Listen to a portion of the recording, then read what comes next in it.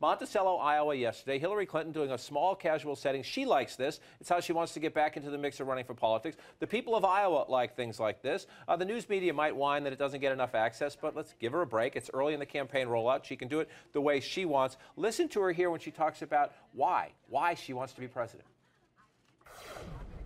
We need to build the economy of tomorrow, not yesterday.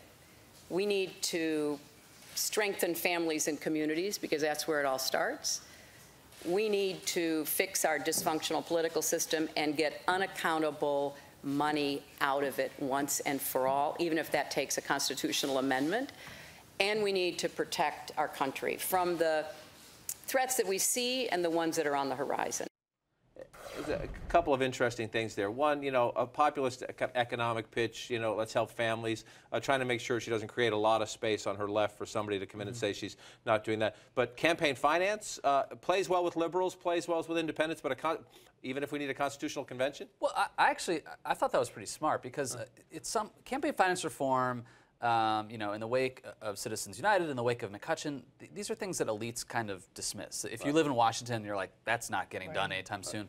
But if you talk to voters, money in politics comes up all the time. And Republicans say it, independents say it, Democrats say it. So I think if she's veering into kind of like a populist space, or trying to at least, I think a nod in that direction in campaign finance reform was actually kind of a smart thing to say. But it, of course, won't prevent them from raising gobs and gobs of money, right? I think it's something like $2.5 billion. What do you say? You don't unilaterally disarm even as you make this case, right? How significant is this? A story in the New York Times today that back in 2012, Darrell Issa, the Government Oversight Committee on the House side, asked Hillary Clinton specifically, do you use a personal email account? And the state, here's the thing in the letter, have you or any senior agency official ever used a personal email account to conduct official business? If so, please identify the account used. That's what she was asked. The State Department sent back a letter that essentially said these are our policies, that did not specifically address the question of Secretary Clinton.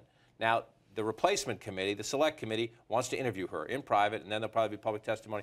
How significant will it be that she didn't give she didn't give an inaccurate answer, but she didn't give an answer? Right. I think this is it's significant because it's a drip, drip, drip, drip, drip. Right. Just as she's rolling out this campaign, trying to be sort of the first lady next door, the Secretary of State next door that everybody is familiar with and comfortable with. All of this whiff of scandal is hanging over her. They aren't done yet with answering questions about this. I think it's to their benefit that it's still so early. I think the countdown clock says something like 572 days or something. So they've got time to sort this out, but they haven't figured it out yet.